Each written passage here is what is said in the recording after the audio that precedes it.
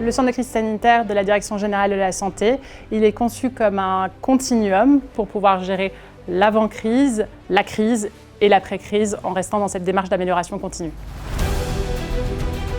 Le centre de crise sanitaire a été créé au sein de la Direction générale de la santé dans un contexte où les crises nationales et internationales sont de plus en plus nombreuses, plus complexes, plus longues.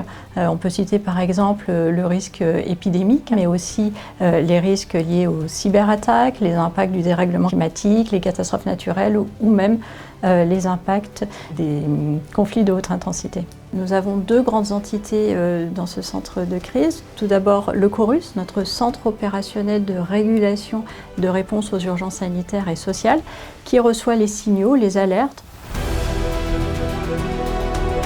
Le CORUS, c'est le point focal national et international sur tout ce qui est alerte sanitaire. Par an, le chiffre qu'on a, on a environ 1200 à 1300 alertes sanitaires. Ça fonctionne H24 déjà, 7 jours sur 7. On a différents profils qui travaillent au sein du CORUS. Il y a les médecins, les gestionnaires de crise, il y a également les ingénieurs en santé et environnement, les pharmaciens. On travaille tous en collaboration. C'est clairement un lieu d'échange. Le CORUS, c'est un centre qui a pour objectif d'être sûr d'avoir l'ensemble des visions des champs pour pouvoir répondre à l'alerte.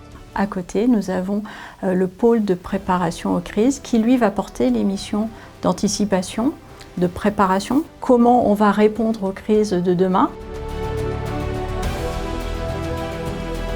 Nous travaillons étroitement avec le CORUS, donc les gestionnaires de crise, pour les appuyer dans leurs décisions et également pour faire en sorte d'anticiper les conséquences suivantes de la crise qui est en cours.